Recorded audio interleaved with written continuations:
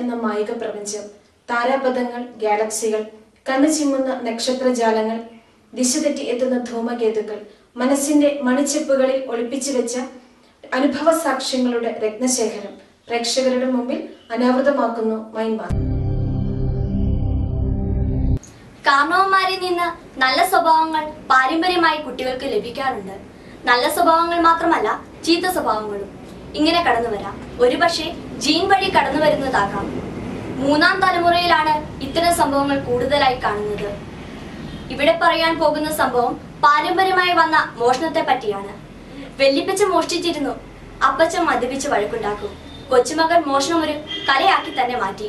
വെല്ലിപ്പച്ച മോഷ്ടിച്ചത് ചക്കയും തേങ്ങയും മാങ്ങയും കശുവണ്ടിയും തുടങ്ങിയവയൊക്കെയാണെങ്കിൽ കൊച്ചുമകനാകട്ടെ മൊബൈൽ ഫോൺ, പണം, ഇലക്ട്രിക് സാധനങ്ങൾ എന്നിവയൊക്കെയാണ്. വീട്ടിൽ നിന്ന് മോഷ്ടിച്ച് അറിഞ്ഞപ്പോൾ ഒച്ചയില്ലാതെ ഒതുക്കി തീർത്തു. എന്നാൽ അയൽപക്കത്തെ വീട്ടിൽ നിന്നോ തൊണ്ടി സഹിതം കൈയോടെ പിടികൂടി. നിൽക്കക്കള്ളി ഇല്ലാതായി തൊണ്ടി മുതൽ തിരികെ കൊടുത്ത് പ്രശ്നം ഒതുക്കി. എന്നാൽ വീണ്ടും വീണ്ടും ആയപ്പോഴോ പരിഹാരം കൗൺസിലിങ്ങിനായി. കൗൺസിലിങ്ങിന് ഇടയിലും മോഷ്ടിക്കാൻ പോയി. ഏതായാലും നാളുകൾ കൊണ്ട് ഈ ശീലം മാറ്റിയെടുത്തു. ശ്രദ്ധിക്കുക, ഇന്നത്തെ കേസ് ഷീറ്റിൽ മോഷണം പരമ്പരാഗതമായ കലയാക്കി മാറ്റിയ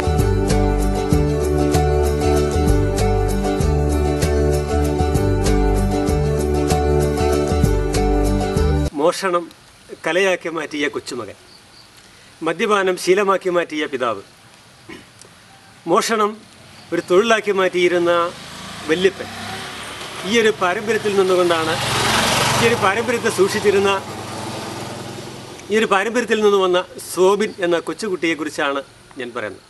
കൊച്ചുകുട്ടി എന്ന് പറയുവാൻ കഴിയുന്നില്ല. അവൻ ബികോം വരെ പഠിച്ചിട്ടുണ്ട്. അപ്പോൾ ബികോം പഠിച്ചുകൊണ്ടിരിക്കുന്ന അവസരത്തിലാണ് ഇവൻ നാട്ടുകാരാൽ പിടിക്കപ്പെടുന്ന ഒരു സാഹചര്യം ഉണ്ടായി വന്നത്. ചെറുപ്പം മുതലേ, കൊച്ചുകുട്ടിയായിരുന്നപ്പോൾ മുതലേ മോഷണം അവനൊരു കലയായിരുന്നു. പക്ഷേ അന്നൊന്നും പിടിക്കപ്പെട്ടില്ല എന്നുള്ളതാണ് സത്യം. പിടിക്കപ്പെട്ടില്ല എന്ന് പറയുന്നത് പൂർണ്ണമായി ശരിയല്ല. സ്കൂളിൽ പഠിക്കുമ്പോൾ 8ലും 9ലും വെച്ച് അധ്യാപകർ ചെറിയ ചെറിയ ചില മോഷണങ്ങളുടെ പേരിൽ സോബിനെ പിടിക്കുകയും അവനെ താക്കീത് ചെയ്യുകയും ചെറിയ ശിക്ഷകൾ നൽകുകയും എല്ലാം ചെയ്തിരുന്നു. പക്ഷെ കാലം മുമ്പോട്ട് പോന്നപ്പോൾ മോഷണം ഒരു കല എന്നതുപോലെ സോബിൻ വളർത്തിക്കൊണ്ടുവന്നു എന്നുള്ളതാണ് സത്യം.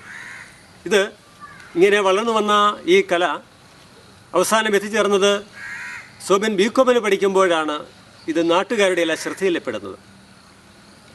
ഒരു നാൾ സോബിൻ വീടിന് തൊട്ടടുക്കിലുള്ള മറ്റൊരു വീട്ടിൽ, അയൽപക്കത്തുള്ള ഒരു വീട്ടിൽ എത്തിച്ചേർന്നു. ആ വീട്ടിൽ ചെന്നപ്പോൾ ആ വീടിൻ്റെ വരാന്തയിൽ നല്ല വിലപിടിപ്പുള്ള ഒരു മൊബൈൽ ഇരിക്കുന്നത് വളരെ പെട്ടെന്ന് തന്നെ സോബിൻ കണ്ടു. സോബിൻ ആ മൊബൈലും എടുത്തുകൊണ്ട് അവിടെ നിന്നും സ്ഥലം വിട്ടു.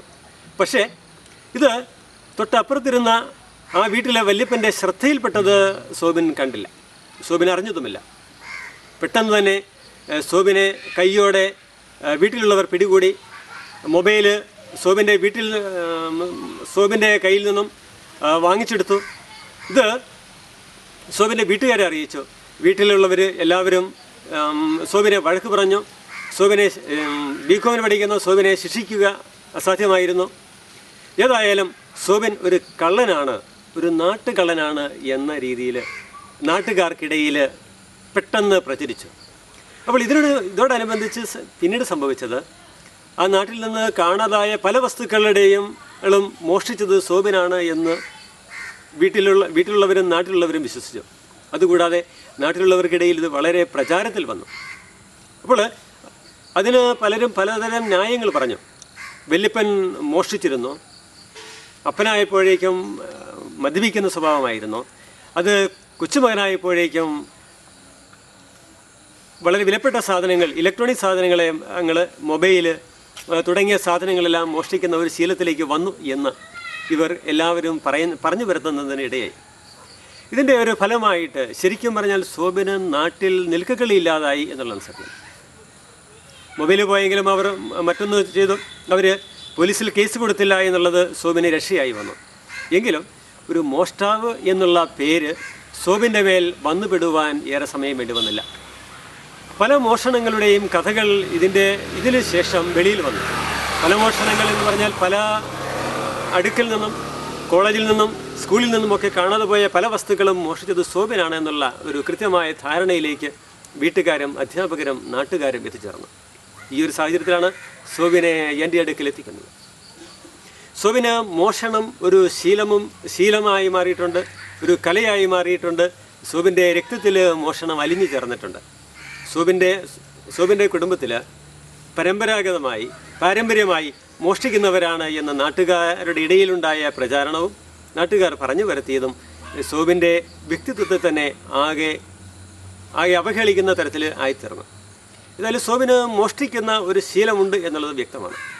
അപ്പോൾ ഇങ്ങനെ മോഷ്ടിക്കുന്ന ഒരു ശീലമുള്ള സോബിൻ്റെ മനസ്സിൽ നിന്നും ഈ മോഷണം എന്നുള്ള ആ ഒരു ശീലത്തെ മാറ്റിക്കളയുക എന്നുള്ളത് ഏറെ അധ്വാനം ആവശ്യമായിരുന്ന ഒരു പ്രക്രിയയായിരുന്നു. സോബിൻ ഒരു ദിവസം കൊണ്ട് ഈ പ്രക്രിയ തീരുന്നതായിരുന്നില്ല.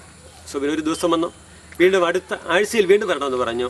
അടുത്ത ആഴ്ചയിൽ വീണ്ടും സോബിൻ വന്നു, വീണ്ടും അടുത്ത ആഴ്ചയിലേക്ക് അതിൽ വരണമെന്ന് പറഞ്ഞ് സോബിനെ പറഞ്ഞു വിട്ടു. പക്ഷേ സംഭവിച്ചത് അതിനിടയിൽ സോബിൻ വീണ്ടും മോഷണം നടത്തി എന്നുള്ളതാണ്. അതിനിടയിൽ അടുത്ത മോഷണം കൂടിയായപ്പോൾ അത് വീണ്ടും വളരെയധികം പ്രചാരത്തിലെത്തി. നാട്ടുകാർക്കിടയിലെല്ലാം വളരെ പെട്ടെന്ന് പ്രചരിച്ചു. സോബിനെക്കുറിച്ചുള്ള സകല ഇമേജും നഷ്ടപ്പെട്ടു. ബികോമിന് പഠിക്കുന്ന ഒരു വിദ്യാർത്ഥി മോഷണം നടത്തുകയും അത് വളരെയധികം പ്രശ്നങ്ങൾക്കിടവന്നു. വളരെ പെട്ടെന്ന് തന്നെ സോബിനെ വീണ്ടും അവർ എൻ്റെ അടുക്കൽ എത്തിച്ചു. വീണ്ടും ആവശ്യമായ കൗൺസിലിങ്ങും സൈക്കോതെറാപ്പിയും ഏതാനും ദിവസങ്ങൾ കൂടി തുടരേണ്ടതായിട്ട് വന്നു. അവസാനം സോബിൻ്റെ അൺകോൺഷ്യസ് മൈൻഡിൽ നിന്നും സോബിൻ പറഞ്ഞു, എനിക്ക് മോഷണം എന്നുള്ള ശീലം ഇപ്പോഴും ആ ടെൻഡൻസി കാണപ്പെടുന്നു. സോബിൻ്റെ മനസ്സിലുണ്ടായിരുന്ന ആ ശീലത്തെ വീണ്ടും മാറ്റിയെടുക്കുവാൻ വീണ്ടും ദിവസങ്ങൾ വേണ്ടി വന്നു. അവസാനം ടെസ്റ്റ് ചെയ്യുമ്പോൾ സോബിൻ പറഞ്ഞു, എനിക്ക് മോഷണം എന്നുള്ള ശീലം ഇനി ഉണ്ടായിരിക്കുകയില്ല, മോഷ്ടിക്കുക എന്നുള്ള ശീലം എന്നിൽ നിന്ന് മാറിപ്പോയിരിക്കുന്നു എന്നുള്ള വസ്തുത സോബിൻ്റെ അൺകോൺഷ്യസ് മൈൻഡിൽ നിന്ന് വ്യക്തമാക്കി പറഞ്ഞു. അതായത് സോബിൻ്റെ ശീലത്തിൽ നിൻ്റെ ഭാഗമായിരുന്ന മോഷണം അത് പൂർണ്ണമായും വിട്ടുപോയി. ഇനി മേലിൽ മോഷ്ടിക്കുകയില്ല എന്ന് സോബിൻ വാക്ക് തന്നു. അത് സോബിൻ്റെ പിതാവും മാതാവും കേട്ടപ്പോൾ അവരെ സംബന്ധിച്ച് വളരെയധികം ചാരിതാർത്ഥ്യമുണ്ടായി, വളരെയധികം സന്തോഷമുണ്ടായി. തൻ്റെ മകൻ ഒരു മോഷ്ടാവായി മുമ്പോട്ട് നീങ്ങുക എന്നുള്ളത് അവരെ സംബന്ധിച്ച് ചിന്തിക്കുവാൻ സാധിക്കുന്നതിനും അപ്പുറമായിരുന്നു. കാരണം തൻ്റെ മകൻ മോഷണം നടത്തുന്നതിൻ്റെ പേരിൽ ഒരു ജയിലിൽ ആകുന്നതിനെക്കുറിച്ച് അവർക്ക് ചിന്തിക്കുവാൻ പോലും കഴിയുമായിരുന്നില്ല. അതിനേക്കാളും പ്രധാനമായിട്ടുണ്ടായിരുന്നത് ബികോമിന് പഠിക്കുന്ന സോബിനെ സംബന്ധിച്ചിടത്തോളം ഏതാനും വർഷങ്ങൾ കൂടി കഴിയുമ്പോൾ ഒരു വിവാഹാലോചനയും മറ്റും ആലോചിക്കുമ്പോൾ ഈ മോഷണം ഒരു ശീലമാണ് എന്നുള്ള ഒരു പ്രചാരണം വന്നു കഴിഞ്ഞാൽ തീർച്ചയായും സോബിനെ സംബന്ധിച്ചിടത്തോളം ഒരു വിവാഹാലോചന പോലും നടക്കുകയില്ല, ഒരു വിവാഹം പോലും നടത്തുവാൻ വലിയ ബുദ്ധിമുട്ടുണ്ടായിരിക്കും എന്ന് സോബിൻ്റെ പേരൻസിന് കൃത്യമായി അറിയാമായിരുന്നു. ഏതായാലും സോബിൻ്റെ മനസ്സ് മാറ്റിയെടുക്കുവാൻ കഴിഞ്ഞു എന്നുള്ളത് കൗൺസിലിങ്ങിൻ്റെയും മനഃശാസ്ത്രത്തിൻ്റെയും ഏറ്റവും വലിയ നേട്ടമായിട്ട് നാം കണക്കാക്കേണ്ടിയിരിക്കുന്നു. കൗൺസിലിങ്ങിനും സൈക്കോതെറാപ്പികൾക്കും സൈക്കോളജിക്കൽ ട്രീറ്റ്മെൻറ്റുകൾക്കും മനസ്സിൻ്റെ ആഴങ്ങളിൽ കടന്നു ചെന്ന് വ്യക്തിയുടെ പെരുമാറ്റത്തെ മാറ്റിമറിക്കുവാൻ, പെരുമാറ്റത്തെ മാറ്റിയെടുക്കുവാൻ, പെരുമാറ്റ ദൂഷ്യങ്ങളെ മാറ്റിയെടുക്കുവാൻ സാധിക്കും എന്നുള്ളത് സോബിൻ്റെ ജീവിതകഥയിൽ നിന്ന് ഒരു പ്രശ്നമോ അല്ല, ജീവിതം തന്നെ ഒരു പ്രശ്നമോ, എല്ലാം ഒന്ന് പെയ്തൊഴിഞ്ഞിരുന്നെങ്കിൽ എന്ന് നിങ്ങൾ ആഗ്രഹിച്ചിട്ടില്ലേ? അതെ, എല്ലാം പെയ്തൊഴിയുവാൻ മനസ്സ് തുറക്കും.